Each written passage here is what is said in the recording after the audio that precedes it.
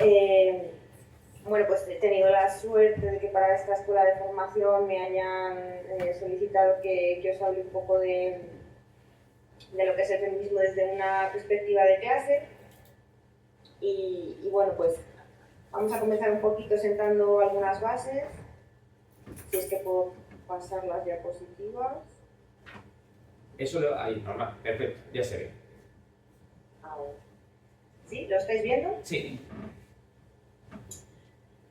De acuerdo. Bueno, en cuanto a los movimientos obreros y la figura de la mujer trabajadora, es un poco desde la base desde la que partimos para analizar luego todo lo que ha sucedido con los movimientos feministas desde una perspectiva de clase obrera. Pues bueno, las mujeres empiezan a reclamar en el seno del movimiento obrero del siglo XIX su lugar en el espacio político, que se fue abriendo paso dentro de los movimientos socialistas, anarquistas, como bien sabéis, muy de mano de las luchas sufragistas, de las que se hicieron eco pues algunos líderes socialistas. Uy, nos hemos ido, ¿verdad? No, estás ahí. Bueno, vale, ha sido mi ordenador. Entonces, bueno, dentro de esa esfera pública que estaba contando con tanto movimiento y que, bueno, en la que aparece como un problema en la compatibilidad entre feminidad y trabajo asalariado, bueno, en un mundo en el que todo el ámbito de la reproducción, la economía reproductiva, estaba inscrito en la esfera privada y la producción era eminentemente algo dentro de la esfera pública, pues surgen preguntas como cómo podría ser compatible ambos mundos, ambas esferas para las mujeres, hasta dónde habría que poner los límites para ellas, qué tipo de persona trabajadora era una mujer, debía obtener el mismo salario, una mujer debía obtener el mismo salario que un hombre. Y bueno, pues todos estos dilemas eran a los que se tenía que enfrentar las leyes, la legislación y también las teorías feministas a la hora de plantear la cuestión de la mujer dentro de eso, del espacio de trabajo y de los movimientos obreros. Dentro del socialismo utópico, primeras soluciones a la teoría socialista, las aspiraciones de las mujeres, están presentes en la obra de algunos pues, sansimonianos, humanistas y foureristas, siendo la tesis de Fourier la que tuvo al final mayor influencia. En una sociedad socialista el trabajo estaría organizado según los intereses de las personas y luego las tareas domésticas, la atención de los niños, niñas, pues serían realizadas de forma comunitaria. Se plantea una transformación radical de la sociedad en la que tanto la propiedad privada como el matrimonio y la tradicional división de... ¿Perdón? No, nada. No. La tradicional división sexual del trabajo en la esfera privada serían totalmente eliminados. Bueno, en esta primera fase destacaría una primera autora muy importante aproximándose a la emancipación de la mujer desde la óptica proletaria, que es Flora Tristán, que aquí la vemos, que decía que todas las desgracias del mundo provienen del olvido y del desprecio que hasta hoy se ha hecho a los derechos naturales imprescindibles del ser mujer.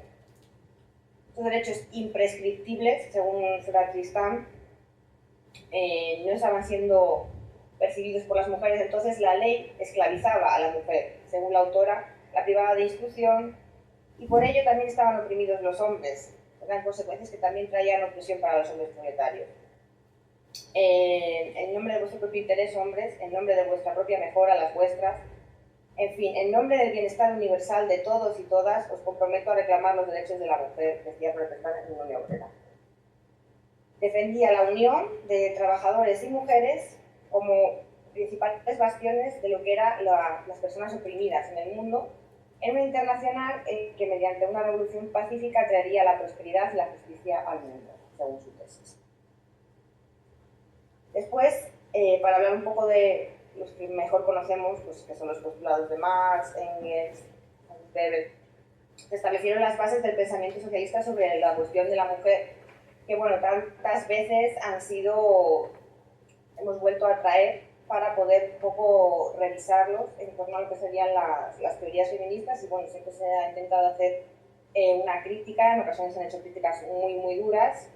Engels en su libro El origen de la familia, la propiedad privada y el Estado de 1884 equiparaba la dominación de la clase con la dominación de la mujer por el hombre. La opresión de la mujer se produce a través del matrimonio y de la familia, que se ha convertido en objeto de comercio. La opresión de la mujer deriva de la propiedad privada y de su exclusión del proceso productivo. Localizaban ahí totalmente esa raíz de opresión. Sin embargo, tanto para él como para Marx, la emancipación de la mujer solo se haría realidad tras una revolución socialista que liquidara el capitalismo.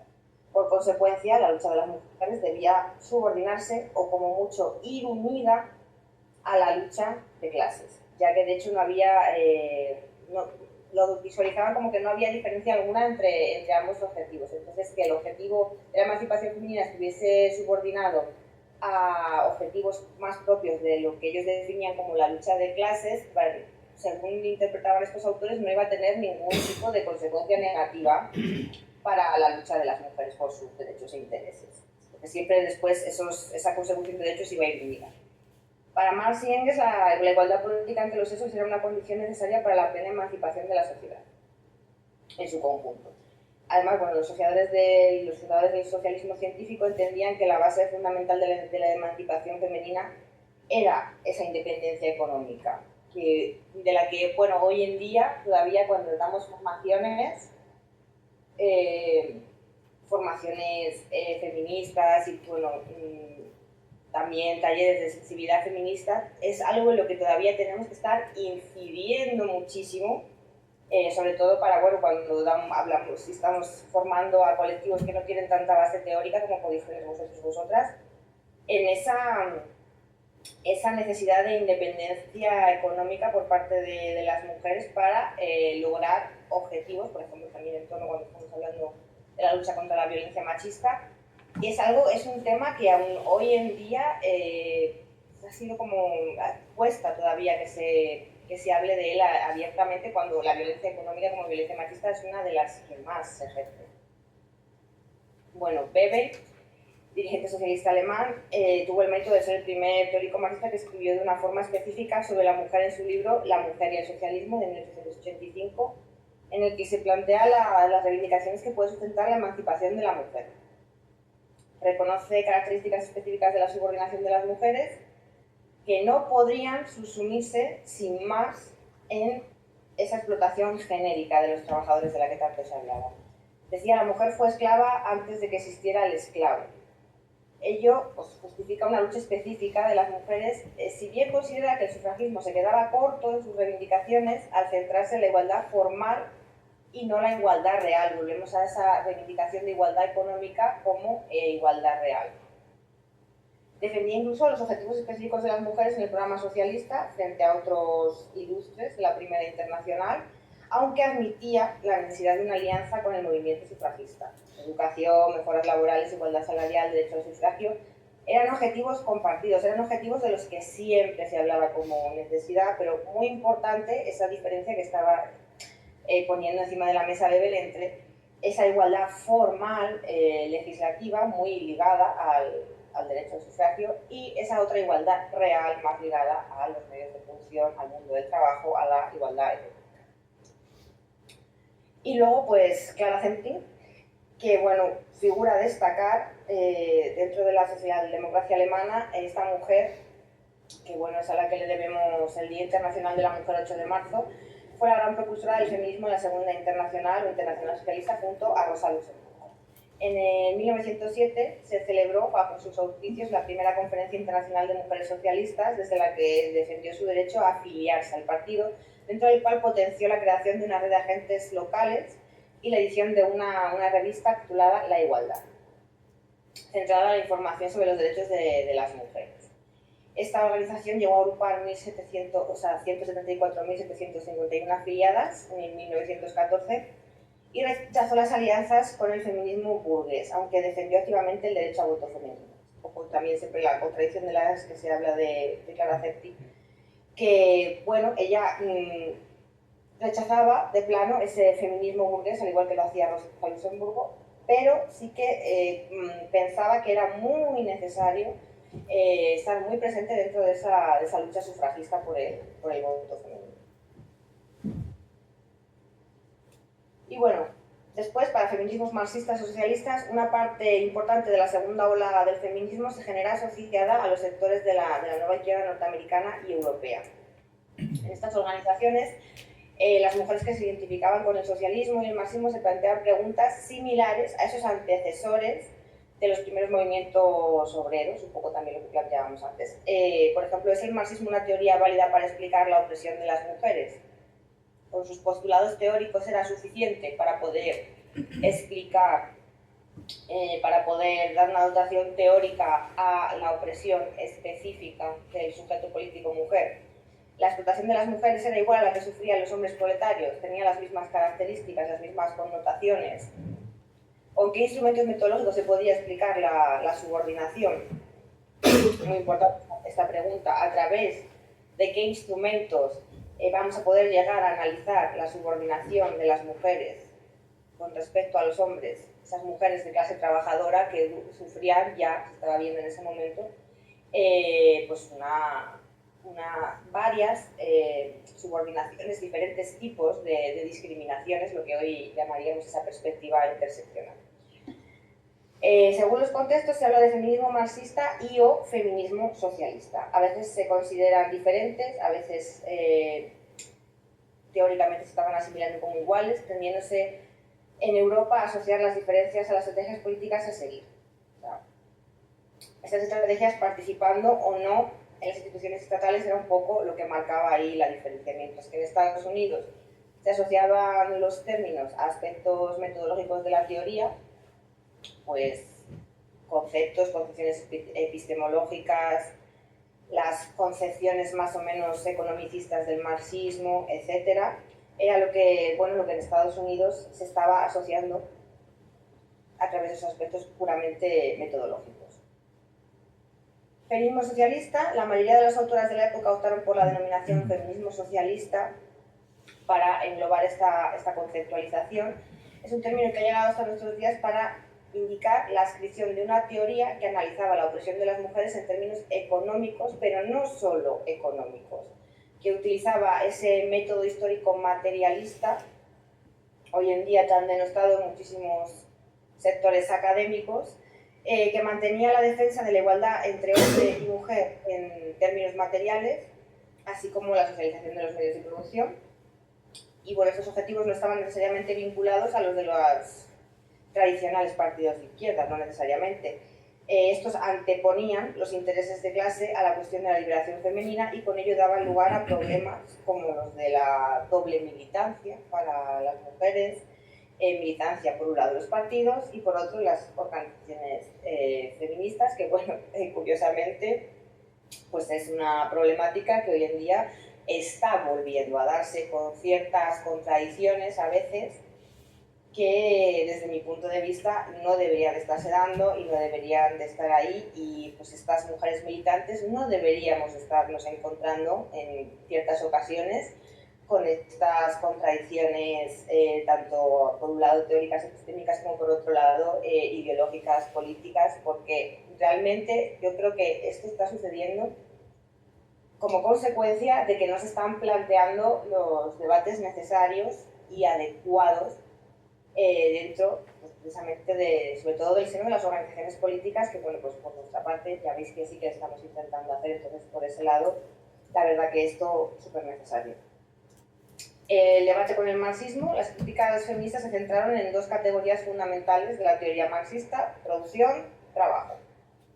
Para las feministas, uno de los escollos principales del marxismo clásico era el tratamiento de la reproducción y de lo que hoy llamamos economía reproductiva, que sería la contrapuesta a esa economía productiva, que es la economía clásica, entendida en términos de la ciencia económica, esa economía que sí que se llama economía, que sí que produce un rédito directamente monetario y que sí que tiene una traducción cuantitativa muy concreta, pues es la contrapuesta a esa economía reproductiva.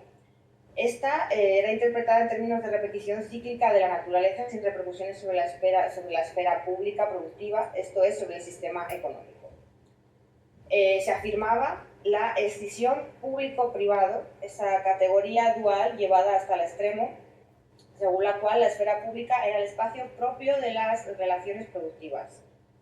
y por otro lado la esfera privada era el espacio donde tenía lugar la reproducción del ser humano, propiamente dicho, y toda esa serie de ítems que lleva ligada la reproducción humana con esas necesidades que los seres humanos tenemos desde que llegamos a este mundo. Lo que las feministas socialistas van a plantear, y a ello le dan además, lo plantea como muy en pregunta y le dan diferentes respuestas, es que se entiende por reproducción el hecho biológico o también la reproducción social, que ahí está el kit, la inflexión en este momento histórico.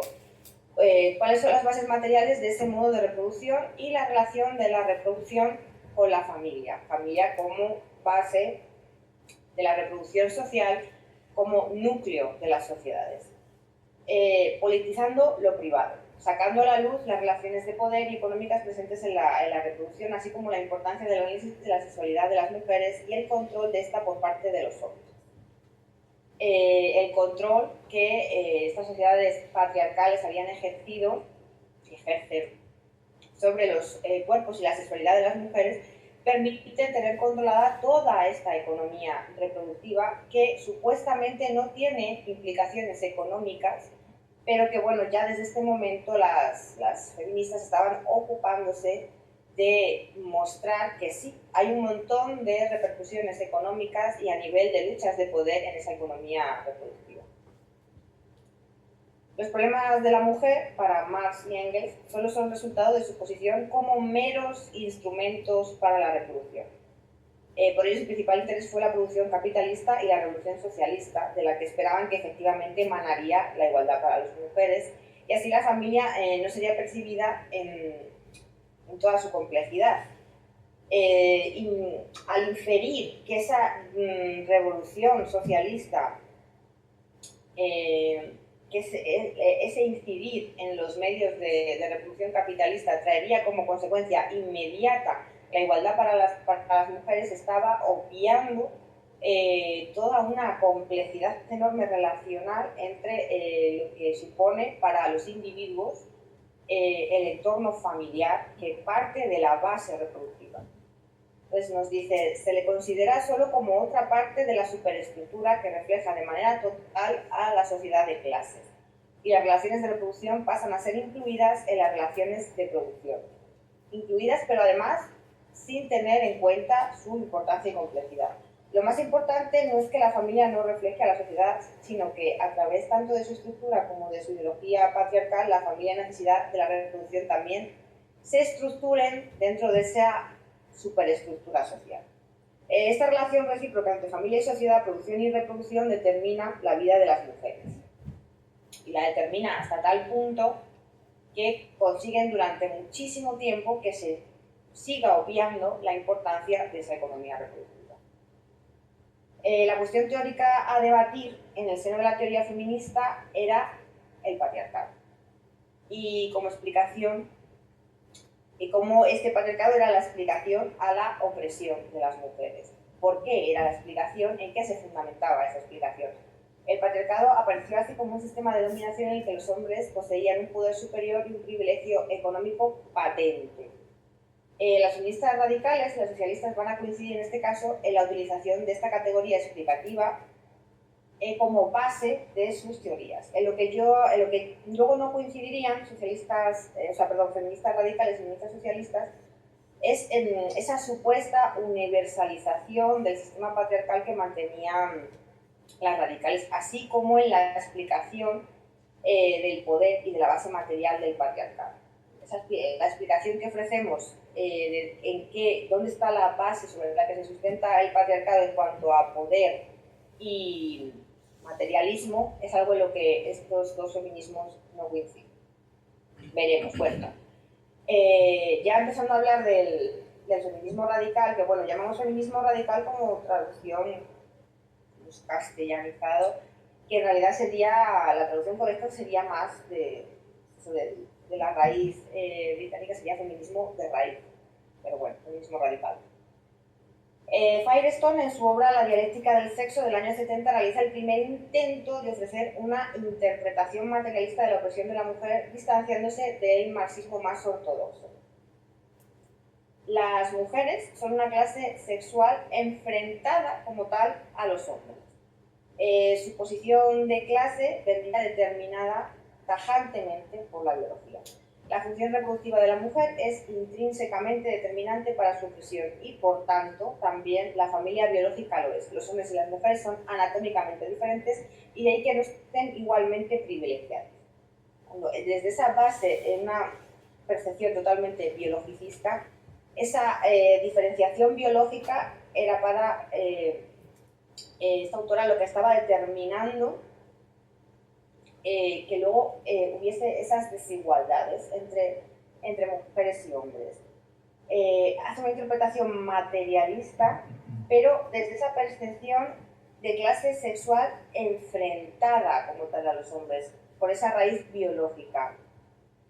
Es el patriarcado y no el capitalismo la estructura fundamental del reparto del poder de la sociedad, siendo la sexualidad el origen de la opresión social fundamental. Ahí está la clave. Sexualidad como opresión social fundamental para las mujeres. La opresión económica de las mujeres sería secundaria respecto a las relaciones sexuales y la revolución feminista queda definida en términos de la eliminación de los privilegios masculinos mediante la eliminación de la diferenciación sexual misma y la destrucción de la familia biológica como la forma básica de organización social. Claro, fijaros, desde estos postulados se está rompiendo totalmente con lo que nos ligaría también a esas bases de naturaleza humana, no dando cabida a otras percepciones en las que la discriminación que las mujeres sufrimos debido a nuestra sexualidad estaría íntimamente ligada a otro tipo de discriminaciones como son las que surgen en el ámbito económico. No. Para esta teoría, esas discriminaciones estarían muy por debajo de las que supone la discriminación sexual, que serían las de base. Cuando se rompiesen estas, además de forma muy radical, como veis en su postulado, estas otras discriminaciones dejarían de existir. Después, Delphi, en su obra El enemigo principal, del 82, considera que las sociedades patriarcales están organizadas en torno a un modo de producción doméstico, independiente del modo de producción capitalista que se apoya en el trabajo gratuito de las mujeres, en la crianza de los hijos y los servicios domésticos. Las relaciones sociales de producción que afectan a las mujeres, de explotación por parte de sus maridos, son las que explican que sus trabajos se vean excluidos del mundo del valor. Este concepto del mundo del valor es un poco el que se ha iniciado antes, de esa economía productiva que sí que se llama economía, que sí que tiene un valor social totalmente designado y que sí que se traduce en unos términos económicos, cuantitativos muy reales. El trabajo doméstico es un trabajo productivo. Su caracterización como improductivo deriva de la negación del marco social en el que éste se realiza, el de la gratuidad del ámbito doméstico y no por su propio contenido. Si nos paramos a analizar su propio contenido en cuanto a horas de trabajo, en cuanto a la dificultad de las tareas desempeñadas, la exigencia diaria de ese trabajo improductivo, de esa economía reproductiva, que es día a día repetir las mismas tareas que vuelven a ser día tras día otra vez necesarias para la continuación de la vida y la reproducción de la vida, nos daríamos cuenta de que, bueno, esa desvalorización que se produce en el ámbito de lo público y de la economía que llamamos real está totalmente carente de fundamento. El trabajo doméstico se encuentra integrado en el modo de organización de la producción, puesto que el salario se establece como fruto de la consideración tanto de los requerimientos de la compra de materias primas como para el consumo, como de su transformación gratuita para las mujeres en el ámbito doméstico. Esa transformación de ese trabajo doméstico en algo totalmente carente de valor, fundamentalmente porque se ha establecido su gratuidad y esa obligación velada de desarrollar esos trabajos de forma automática por parte de las mujeres, es la pieza clave a través de la que se explica cómo se ha conseguido esa subordinación, discriminación de las mujeres a través de ese modo de producción doméstico que está totalmente establecido en nuestras sociedades.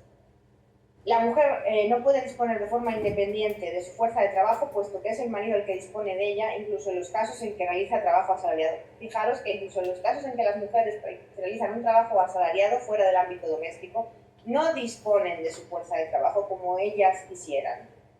No pueden elegir su disposición horaria, no pueden elegir incluso su disposición a la hora de seleccionar los empleos, porque se deben a esa otra forma de trabajo, al trabajo doméstico, a esa otra forma productiva, la reproductiva.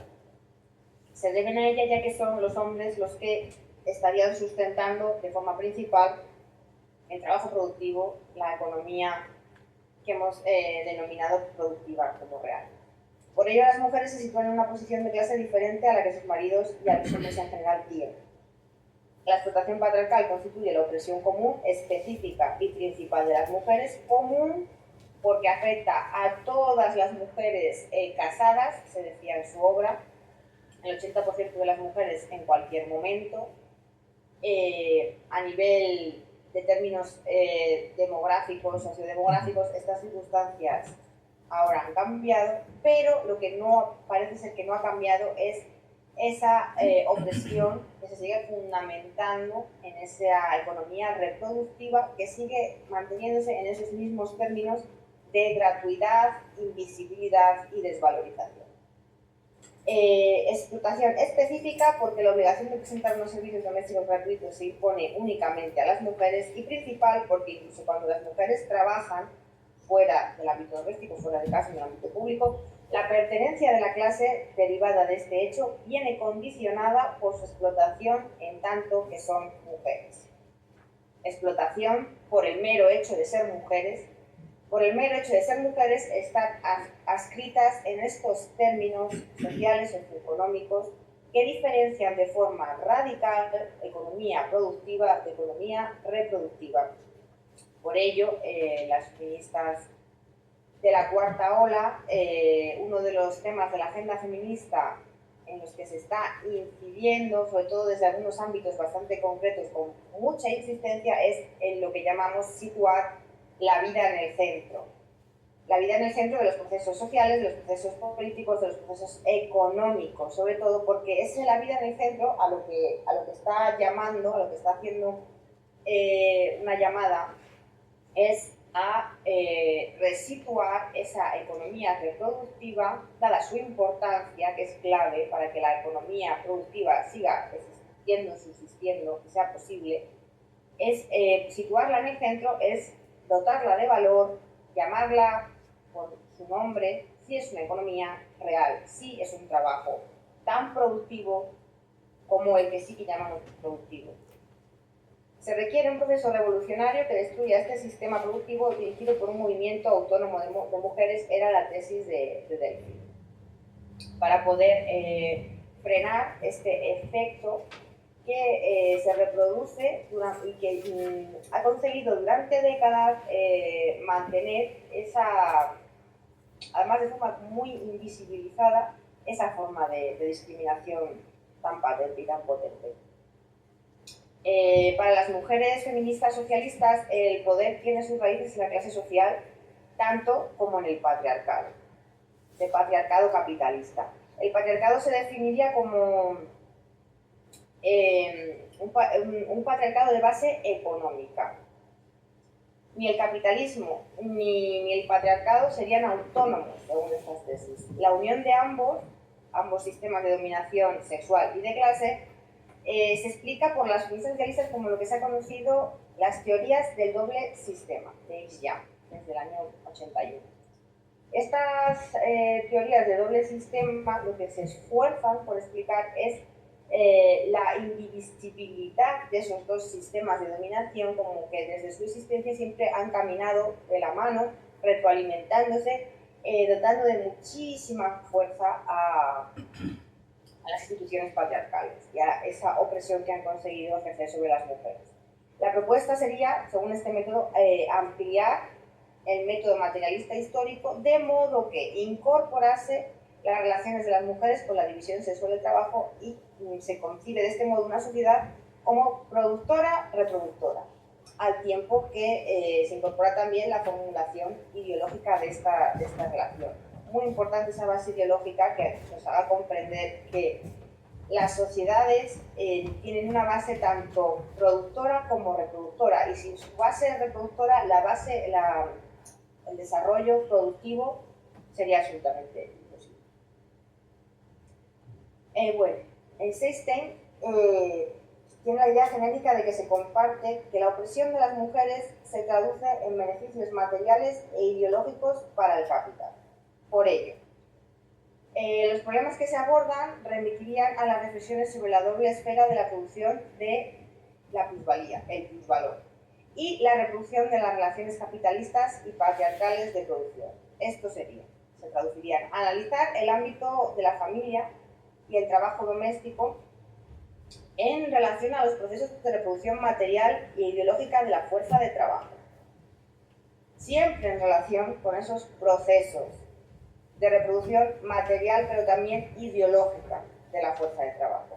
Las condiciones específicas de la situación de las mujeres en el trabajo productivo, también, con análisis exhaustivos, y después la relación entre las divisiones de género en el seno de las clases sociales.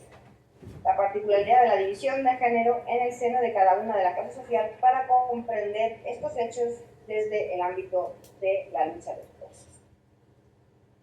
El patriarcado ha sido una forma de relación de poder anterior al capitalismo, pero en este modo concreto de producción se asume como con contenidos específicos. Desde que existe el capitalismo, la estructura patriarcal ha asumido una serie de contenidos que le han hecho adaptarse de forma prácticamente idónea hasta nuestros días.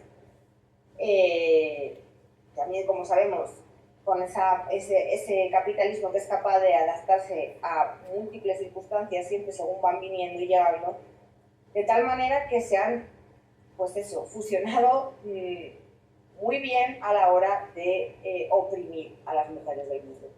Se han abierto paso por entre las dicotomías de sexo y clase, esfera pública y privada, trabajo doméstico y asalariado, familia y economía, lo personal y lo político, la ideología y las condiciones materiales. Ambos sistemas interactúan de forma constante y asentados en esa dualidad crónica que socialmente hemos asumido de forma, yo diría que escandalosa, en una cantidad ingente de ámbitos, pues consiguen ejercer su poder dejando muy poco resquicio a cualquier planteamiento crítico, porque lo que tenemos que hacer de base es romper con esas dicotomías, si no, el planteamiento crítico es muy difícil que pueda llegar a calar. Si estamos partiendo de una dicotomía sexo-clase, esfera pública o esfera privada, o trabajo doméstico, trabajo asalariado, y no salimos de ahí, es imposible que lleguemos a la conclusión que nos permita ver cómo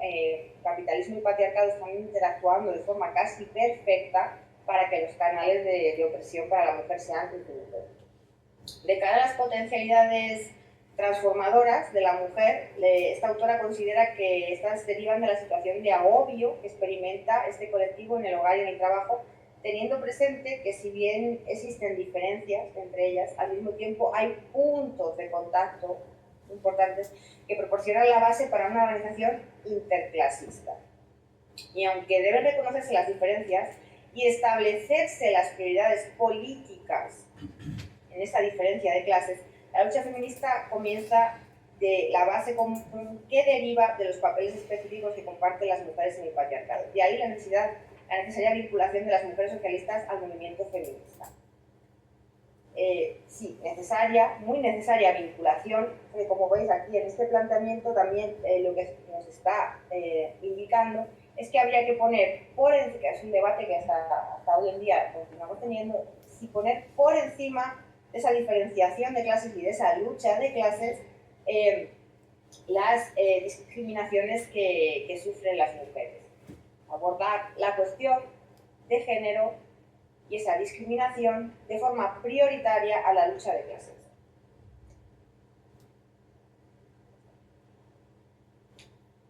Bueno, división del trabajo en función del sexo, por Amorós, del año 1985. La división sexual del trabajo es una división social que se apoya en argumentos y racionalizaciones que apelan a supuestas peculiaridades de cada sexo, pero la definición de esas peculiaridades es cultural. Dice la división del trabajo en función del sexo lo es en función del sexo culturalmente definido. Empiezan a entrar aquí, desde este momento, con mucha fuerza además, todos estos postulados de base cultural que intentan romper un poco con todo lo que hasta ahora hemos sentido como bases de ese análisis materialista. Toda forma de división del trabajo puede ser caracterizada como un sistema de prohibición. Asignar a un sexo determinadas tareas implica que se le prohíba al otro su realización. De una forma, pues, como es muy punitivista. Lo que pasa a prohibirse socialmente es porque la naturaleza no lo impide. Es la ideología que se ha construido a partir de las diferencias biológicas entre hombres y mujeres la que sustenta esas prohibiciones, basadas en unos términos biológicos, unos postulados biologistas, pero después fundamentados en construcciones meramente culturales e ideológicas. Y de ahí esas prohibiciones. Es un dispositivo cultural destinado a asegurar un estado de dependencia recíproca entre ambos sexos, entre los sexos y no al revés. Esa dependencia en base a una reciprocidad. Pero esta reciprocidad no es simétrica, ni mucho menos, sino que incurriría una asimetría fundamental en cuanto que son los hombres en su conjunto quienes como grupo social ejercen el control sobre las mujeres y no es a la inversa. Es decir, en la superficie lo que vemos es una reciprocidad vinculada a una biología en base, por supuesto, a una configuración cultural ideológica que esconde, se ocupa muy bien de invisibilizar que hay una reciprocidad totalmente asimétrica, con una diferencia de estatus, de poder y de privilegios tremenda. Las diferencias en el capitalismo se traducen en un mayor grado de explotación de la mujer. Son más explotadas cuando se emplean en las mismas tareas que un hombre o bien se las emplea en tareas susceptibles de mayor grado de explotación. Este mayor grado de explotación de la mujer también es algo que durante muchísimo tiempo no se ha analizado, no se ha dotado de la importancia que tiene dentro de los análisis, porque bueno, en cuanto comenzamos a observarlo, para los análisis es algo que es, lejos de ser algo que nos cueste observar, es algo que sería incluso muy cuantificable para los análisis, este mayor grado de explotación, incluso en cifras. Su inserción en la producción tiene siempre el carácter de un asomo desde el campo de la reproducción, de modo que adquiere un carácter provisional, excepcional, no se instala. No hay escrúpulos ideológicos para que las mujeres hagan todo tipo de trabajo siempre que sea en un momento dado, en determinadas coyunturas circunstanciales, por ejemplo, los periodos de conflictos bélicos, en que bueno, pues, hay una gran población masculina está en los frentes luchando y bueno, pues en ese momento no hay problema en que las mujeres, por ejemplo, trabajen de forma masiva en fábricas, que se ocupen de la producción armamentística, etcétera, etcétera, etcétera. Pero es algo que está delimitado en el tiempo. Esa tolerancia después termina. Su sueldo tiene un carácter específico, estando determinado por funciones que proceden de la esfera de la reproducción, es complementario, transitorio, todas estas características siempre van acompañando. Hasta que se casa, hasta que tiene un hijo o hija, hasta que su pareja, su marido, consiga un estatus económico que le permita ganar más dinero y ya no tenga la necesidad de complementar la economía familiar con la que trae la mujer a casa. Cuando su pareja, su marido tiene un momento en el que está en el desempleo, cuando esto termina ya otra vez no es necesario que esa mujer siga incorporada al mercado laboral. Las características siempre que vienen acompañadas de esa circunstancia. Es como en un momento muy delimitado en el tiempo. En realidad la mujer para el capital es siempre una trabajadora posible, en potencia, si la necesidad así lo requiere. y cuando está trabajando es siempre una parada latente. Con lo cual, ¿qué tiene esto como resultado? Que nunca se dota a la mujer del todo de toda la entidad como trabajadora y por tanto sus derechos, su valor siempre se están viendo mermados de una forma o de otra y por supuesto a nivel de reconocimiento social siempre de mayoría de las circunstancias escasísimo. Cuando una profesión es considerada más genuinamente femenina, ello ocurre porque deriva de proyecciones de los roles que le son asignados a la mujer en el hogar. Como bien sabemos, los de cuidados sanitarios, labores administrativas relacionadas con la educación, siempre vamos girando ahí en torno a lo que hemos entendido que es el mundo de los cuidados. No deviene de la lógica capitalista la producción, sino del mecanismo por el que el capitalista divide las esferas de la producción y la reproducción. Nuevamente vemos muy clara esa división. El capitalismo se constituye como un sistema de discriminación en la explotación y de explotación sistemática de toda forma de discriminación. Toda forma de discriminación es útil para el capitalismo, para que su sistema y su engranaje continúen nutriéndose de esas discriminaciones. En este caso, de todas esas discriminaciones que se ejercen sobre la mujer y de ellas se ha nutrido poderosamente a lo largo del tiempo de los años. Las teorías del doble sistema, que ya nombramos antes, bueno, la opresión de las mujeres derivaría de una estructura específica que combinaría diversos elementos y las variaciones entre las mujeres derivarían de diferentes combinaciones de esos elementos. La producción, la reproducción, la sexualidad y la socialización, es decir, no solo hay que analizar dimensiones económicas, sino también aspectos psicológicos, ideológicos, políticos, emocionales, todo un compendio de aspectos que configuran ese conjunto en el que la opresión está logrando instalarse. El patriarcado es el poder ideológico de producir y reproducir a la mujer. Fijaros, el poder ideológico tanto de producirla, producir la imagen de esa mujer que luego se reproduce, se intenta reproducir, y reproducir a la mujer también utilizando su capacidad de reproducción, utilizando esa economía reproductiva, su sexualidad, para de nuevo discriminarla una y otra vez. Hartman decía, la sociedad está organizada sobre bases tanto capitalistas como patriarcales. La acumulación de capital se acomoda a la estructura social patriarcal y contribuye a perpetuarla, de tal manera que lo que se ha producido es una alianza entre capitalismo y patriarcado, una alianza que parece todavía a día de hoy indisoluble. El patriarcado tiene una base económica, fuertemente económica, es el conjunto de relaciones jerárquicas y de dominación entre hombres y mujeres con una base material que es el control de los hombres sobre la fuerza de trabajo de las mujeres, que se perpetúa a través de los sistemas sexo-género y de nuevo esa dualidad dicotómica. Comienza, vamos a hablar ahora de la figura de Kate Millett, comienza la utilización del concepto género desde su obra defendiendo su carácter cultural frente a las explicaciones biologicistas o esencialistas de la dominación. Es la estructura de la personalidad conforme a la categoría sexual. Esa estructuración personal siempre conforme a la categoría sexual a la que supuestamente pertenecemos. Comportamientos aprendidos a través de la educación y de los estereotipos y los roles de género que toman como modelo todo aquello vinculado a lo masculino. El hombre como medida de todas las cosas, el hombre, no la mujer.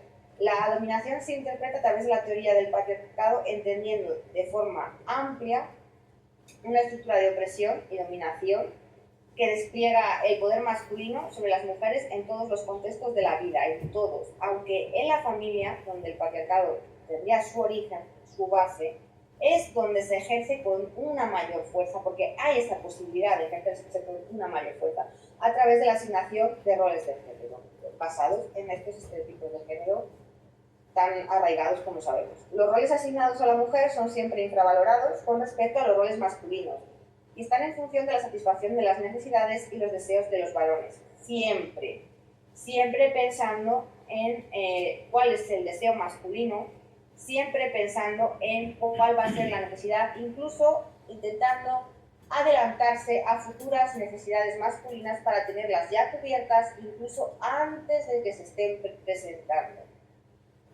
También con una dialéctica muy asociada a que el deseo masculino está por encima, muy por encima de los deseos femeninos, tiene una mayor importancia, relevancia, su necesidad también sería mayor con todo este tipo de discursos que nos hablan de que a veces los deseos masculinos, incluso por su biología, son incontrolables, entonces sí tenemos ese deber aún mayor de satisfacerlos.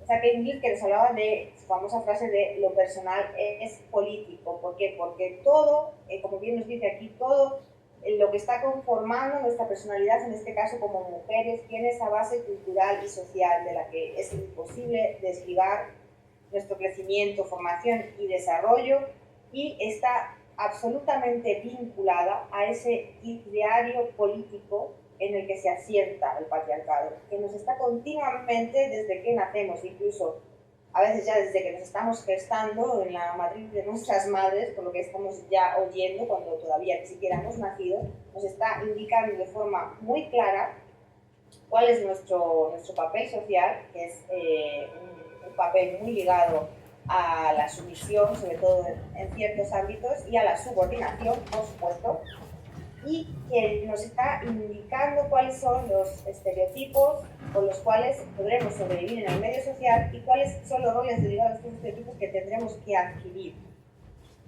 también en nuestro desarrollo como personas, en este caso como mujeres. La dominación patriarcal tendría una clara connotación sexual. El patriarcado se asienta sobre violencias sexuales que vivimos a lo largo de nuestras vidas, cuya máxima manifestación sería la violación y la cultura de la violación sobre la que se asientan estos hechos. A ello se suma la dependencia económica, la religión, con sus postulados, la literatura y esos mensajes que nos están mandando también desde todo el ámbito cultural, y estas expresiones de la cultura que refuerzan la sumisión y la opresión de las mujeres de forma sistemática.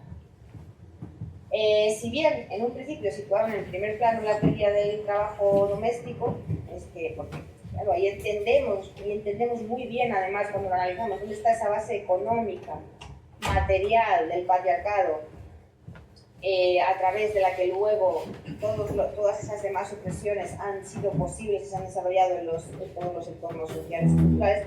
Ahora las propuestas, estas autoras, se centran más claramente en otros campos de la dominación que había permanecido velada esa violencia que se estaba ejerciendo de ellos y que ahora por fin se pone de manifiesto y se revela además de una forma muy clara cuando por fin son expuestos, que son las relaciones sexuales, la familia nuclear, heterosexual, la sociedad y por supuesto los ámbitos políticos. Tiene una fuerza de aspiración a revertir la situación de opresión, logrando la igualdad entre hombres y mujeres, si bien sentaron las bases para el surgimiento de ese feminismo de la diferencia, contrapuestos a las otras corrientes del feminismo de la igualdad y el feminismo cultural que se desarrollarían desde finales de la década de los años 70. Bueno, y un poco hasta aquí es el análisis que quería traeros para hoy, que espero que no se haya hecho muy espeso. Y bueno, pues como veis hemos finalizado con este análisis de... ¿Me oís? Sí, sí. Que había ahora como esto. Este análisis de lo que es el feminismo radical o feminismo de raíz, que es un poco el que más se está ocupando también de hacer todos estos análisis, nuevos análisis desde la cuarta ola de las teorías feministas, de todos esos procesos materiales que marcan lo que es la discriminación de las mujeres en todos esos procesos de violencia machista y de violencia de género que bueno, hoy en día ya hemos podido también analizar muchos de ellos que no estaban analizados dentro de los estudios de género y de las investigaciones feministas. Y bueno, ahora desde toda esta base teórica que ya hemos podido tener tan analizada, ahora un poco el trabajo que nosotros tenemos, además de nuestras posturas ideológicas, es el de hacer los análisis con la nueva realidad material y cultural que estamos abordando ahora. Y bueno, ¿cuál es la postura de las feministas radicales en este sentido y por qué? ¿Por qué las feministas radicales hoy en día lo que somos es fundamentalmente feministas abolicionistas y por qué nuestros postulados abolicionistas pues abarcan no solamente y por supuesto cuestiones tan importantes como son la abolición de la prostitución, la abolición de los vientres de alquiler, sino cuestiones también tan de base y prioritarias para que estos movimientos abolicionistas también puedan lograr sus objetivos, como es la abolición del género. Entonces, bueno, pues el debate, como sabéis, está muy presente y servido. Entonces, a mí lo que me parece lo más adecuado siempre, además de estas escuelas de formación y desde nuestro ámbito como organizaciones, que siempre podamos debatirlo muy abiertamente y sobre todo eso, que tengamos muy claro cuáles son las bases desde las que partimos y nuestra postura también como organización, no simplemente que nos venga dada como a veces ha sucedido. Bueno, pues muchísimas gracias por vuestra atención y cualquier pregunta. Vale, pues bueno, muchas gracias Laura, un aplauso.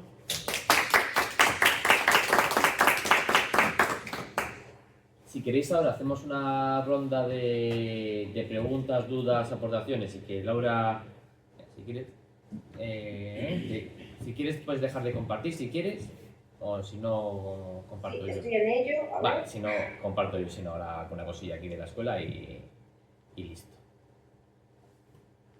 A ver, si no, vale, la que pongo yo, si no aquí. Y le he dado ahora a cancelar. Bueno, si no, ahora si no le doy yo aquí a compartir y creo que si lo doy yo te lo quito aquí, me parece.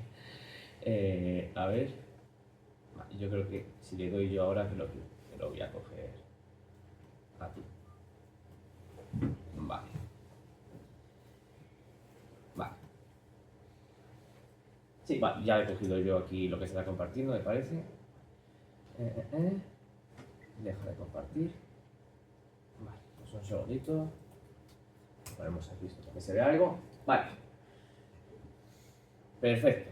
Vale, pues si queréis, yo cojo algunas. Si tenéis preguntas o intervenciones o reflexiones, las apunto y directamente, pues o las puede responder Laura o las podemos directamente debatir. Vale, voy a dejar esto puesto así.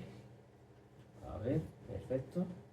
Y para que Laura igual nos vea. Bueno, tengo puesta aquí la cámara, se me veía bien. Vale, perfecto. Pues alguna pregunta, intervención, levantéis la mano, yo voy a hacer, bueno, pues por ahí atrás una. Vale. ¿Tu nombre? Hola, soy Isabel Alameda, vengo de Miranda de Ebro. Vale, pues si quieres, ¿se escucha Laura cuando habla Isabel? Si quieres hablar Isabel para... La oigo un poco lejos, he subido el volumen a ver si ahora lo oigo mejor. Vale, si no, si ves que no, hablo un poquito más fuerte, te acercas aquí al micro y listo. Muchas gracias por la presentación, está bastante resumida y muy bien traída. Echo de menos un enfoque, porque para mí el resumen de todo esto es se nos trata como personas de segunda o directamente ni somos personas, por no decir en algunos casos que se nos tiene en cuenta dentro de las cosas inertes porque no formamos parte ni del grupo de seres vivos. Entonces, yo sí cambiaría el enfoque hacia un futuro en el que se nos trate como personas en concepto de igualdad, porque, por ejemplo, a nivel trabajadora, como lo que me siento y soy, y como persona, como lo que me siento y soy, parece que los problemas laborales femeninos tienen menos importancia que los masculinos, incluso en los contextos en los que es la misma empresa, hasta el punto de que algunos sindicatos o personas mayores de los sindicatos mayoritarios te pueden decir es que tú no eres trabajador. Entonces, creo que hay una falta de educación a nivel sistema y global, de educarnos como personas en igualdad. Si queréis, cogemos las 3 y así lo podemos poner. Vale, 4. Esperamos. Vale, pues Marcos. Vale, lo primero, pues agradecerte el trabajo de exposición, porque parece que muchas veces cuando hay espacios de debate sobre la cuestión del feminismo se tiende simplemente a presentar una postura u otra acomodada, sin hacer un análisis de dónde vienen unas y otras, ¿no?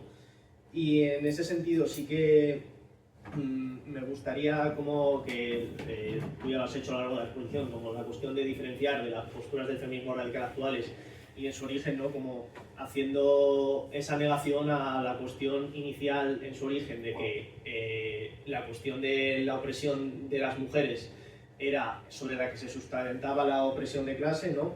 Porque creo que en sus orígenes se hacía como una visión capciosa del marxismo, fruto de ese libro de Engels, del origen de la familia y demás, que en mi opinión es un buen trabajo de método analítico, pero errado en todas sus conclusiones.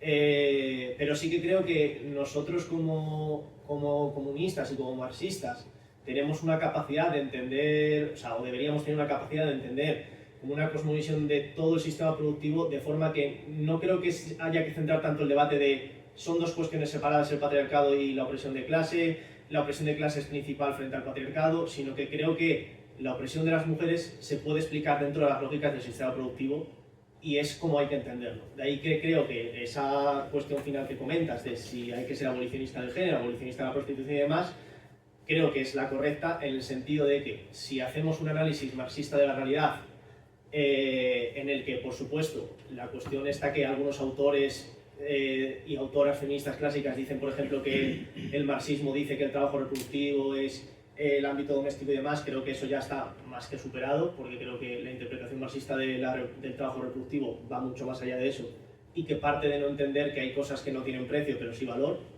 Y en ese sentido creo que nuestro camino es que tenemos un sistema productivo capitalista, hay unas relaciones de producción, la mujer juega un papel dentro de esas relaciones de producción y, como bien dice el feminismo radical actual, el capitalismo es capaz de explotar cualquier método de discriminación, incluida la discriminación de las mujeres, y que en ese sentido tenemos que no plantear una teoría de decir hacemos la revolución y ya mañana está solucionado el problema de las mujeres, ni tampoco el decir hay que solucionar el problema de las mujeres y luego ya mañana pensaremos en la revolución, porque creo que es una cosa que va todo unido. Es decir, si no planteamos una teoría que sea global y unificada, que permita la superación de la opresión del capitalismo, no va a haber ninguna forma de subsanar esas opresiones que saca de todos los métodos de discriminación que existen.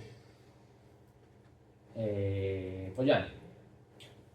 Bueno, gracias por esta presentación tan magnífica. Quería preguntarte, has hablado del feminismo interclasista. Bueno, yo personalmente pienso que cualquiera de aquí, hombre o mujer, tiene bastante más en común que lo que podamos cualquier mujer de aquí con Pitita Ruiz-Rejo o Carmen Lomana, francamente. Entonces creo que lo fundamental es lo clasista. Lo has mencionado, algo que aquí en España tiene bastante poca importancia, pero no en Estados Unidos, ¿no? Angela Davis, que para mí es una de las diosas sobre la tierra, siempre ha mencionado el asunto de lo feminista y lo racial, ¿no?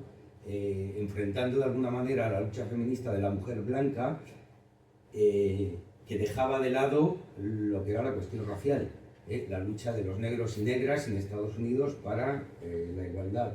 Entonces, no sé cómo se incardina esto dentro del movimiento feminista. Ya está. Y bueno, yo una pregunta cortita que os sirva para cuando tengáis que estar hablando con los compañeros y compañeras en otros espacios, en bares y tal. Hubo bastante, ahora ya no me acuerdo porque hay tantas elecciones que uno ya se pierde, pero se puso muy, bueno, estaba muy sobre la mesa el tema de, como antes decíamos, el sistema capitalista, aquello que no tiene un coste económico, realmente no tiene un valor, digo que se pagase por hacer las tareas del hogar. Eso iba en programas electorales, ahora mismo no sé decir si era en el nuestro, o era en el PSOE, o en cuál, y para mí es que ahora no me acuerdo. ¿Qué opinas sobre eso? Que los trabajos que se realizan en el ámbito doméstico, que principalmente son realizados para mujeres, tengan una remuneración económica. Y pues si queréis, como no hay más, pues que nos responda, nos responda o nos dé su punto de vista Laura. Vale, de acuerdo, gracias por los planteamientos. Bueno, pues para comenzar, la camarada, yo le he dicho de Miranda, ¿verdad? Isabel de Miranda, sí. Sí, Isabel. Sí, pues efectivamente, eso que planteas además desde el ámbito de los sindicatos, tienes muchísima razón. Yo aparte pues he estado un tiempo en comisiones trabajando como agente de igualdad y pues la verdad es que en ese sentido queda tanto por hacer que simplemente a la hora de que a las compañeras nos acepten y nos nombren como trabajadoras al mismo nivel que los trabajadores, que es que la verdad que ese es un melón para hacer un debate solamente con ello, porque yo mi sentir, por desgracia, es que en el ámbito sindical pues está todavía están asentadas unas personas todavía ocupando los espacios de poder, pues que sí, cuando llegan determinadas fechas señaladas y para hacer pues cierto merchandising y para poder realizar, por ejemplo, un gran trabajo que se hace implementando, diseñando, evaluando planes de igualdad en numerosas empresas, pues sí se está haciendo un trabajo muy interesante, pero luego a la hora de la verdad y sobre todo lo que es en el ámbito interno del sindicato, las mujeres no estamos siendo respetadas todo lo necesario, nuestro trabajo no nos está poniendo en valor y bueno, es la verdad que es bastante triste que dentro del propio sindicato pues quede tantísimo por hacer. Sí. Vale. Es lo que se ha llamado a la puerta. Verdaderamente que la situación es muy preocupante. Y sí, bueno, además haciendo alusión a Angela Davis, que para mí también es una diosa, sí, comentaba la compañera, la idea radical de que las mujeres somos personas, como decía Angela Davis, sí, pues la idea radical de que las mujeres también somos personas. Vale, luego para la segunda pregunta, sí, pues toda la razón tiene el compañero con la reflexión que hace. Pues yo para mí sí es cierto que sí, que no, es que ahora mismo, y me pasa mucho en las asambleas abolicionistas con muchas compañeras, no se quiere abordar la problemática desde un análisis materialista. En muchas ocasiones se quiere huir de él. Y es que, sobre todo las personas que estamos especializadas en estos campos y que hacemos investigación, etcétera, a la hora de teorizar desde el ámbito del feminismo abolicionista, es que es el análisis que necesitamos. Y no porque en el pasado haya habido conflictos ideológicos o, como tú decías, esas interpretaciones tan capciosas de algunos autores también cuando ha interesado. Tenemos que abandonar ese tipo de análisis de la realidad que es justamente el que necesitamos para poder avanzar también, tal y como yo lo entiendo, es la única manera de que podamos avanzar en el ámbito abolicionista. Y luego el tercer compañero también lo que planteaba con el feminismo interclasista, sí. Efectivamente, yo lo que he querido en la presentación es un poco también abriros todo el abanico, un poco a nivel teórico de los planteamientos que ha habido a lo largo del tiempo, y bueno, me he quedado ahí en Kate Miller porque, bueno, si no ya se hacía extensísima la ponencia y bueno, entrábamos en temas que además hoy en día todavía es un debate demasiado candente. Y luego, por eso, por ejemplo, me he incluido otras autoras como Angela Davis, que ya te comento que sí, que para mí además he tenido la suerte de hace unos años conocerla porque vino a Madrid a la Casa Encendida, y sí, que para mí es, vamos, es lo máximo. Por ejemplo, también por todo el análisis que hace de la realidad de las mujeres privadas de libertad y bueno, de todas las personas privadas de libertad y cómo el patriarcado y el capitalismo tienen su máxima expresión en el ámbito de las prisiones, con esos sistemas coercitivos y de dominación.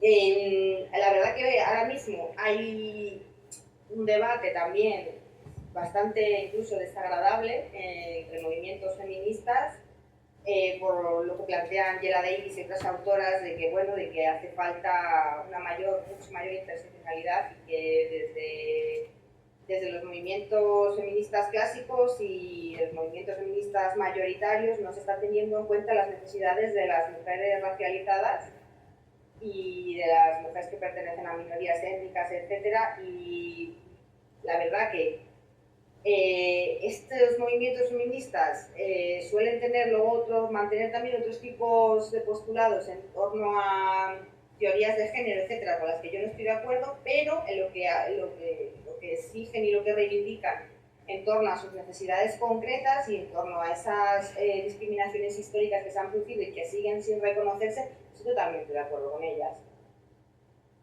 Entonces, esto es uno de los puntos que están provocando unas divisiones muy potentes dentro de los movimientos feministas que la verdad que nos están haciendo mucho daño luego a la hora de conseguir logros a nivel político, la verdad, porque luego nuestras reivindicaciones no consiguen plantearse de un modo unitario, nuestros debates tampoco están consiguiendo desarrollarse de una forma adecuada porque están siendo demasiado violentos. Y es cierto lo que dice, por ejemplo, algunas autoras como Angela Davis sobre algunas autoras y bueno, mujeres que forman parte del movimiento feminista desde siempre. Es cierto que se están produciendo afirmaciones racistas y tremendamente clasistas desde esos ámbitos y encima no están sabiendo retractarse de ellas, no están sabiendo pedir disculpas y sí, a mí es la verdad que me está doliendo bastante. Y luego, David, lo que tú planteas, yo considero que es necesario establecer un sistema a través del cual ese trabajo reproductivo sí que tenga una traducción económica, una traducción cuantitativa real. Porque en las sociedades en las que vivimos, la comprensión del valor un poco se traduce en eso y a nivel educativo que estamos sería necesario. ¿Cómo implementarlo? Pues es una cosa a la que le he dado bastantes vueltas y no la veo muy factible. O sea, una cosa es que yo considere desde el punto de vista teórico y analítico que sería necesario y otra cosa es luego cómo ponerlo en práctica, lo veo muy complejo. Muy complejo y luego es, no sé, plantearlo eso desde un ministerio de trabajo, pues a la persona que le tocase, madre mía. Pues, entonces, bueno, pues esos grandes dilemas a los que nos enfrentamos. ¿Alguna otra pregunta aquí en sala? Vale, pues Samantha y luego Poyan. Vale. Esta pregunta es una pregunta quizá demasiado sencilla.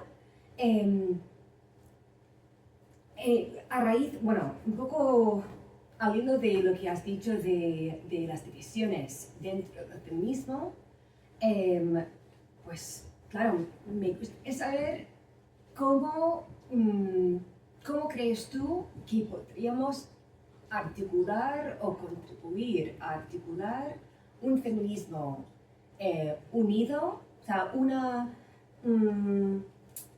sí, o sea, ¿cómo sería ese feminismo o ese movimiento feminista? ¿Qué tendríamos que hacer desde lo local, en lo concreto, para aportar a esa unidad que nos falta?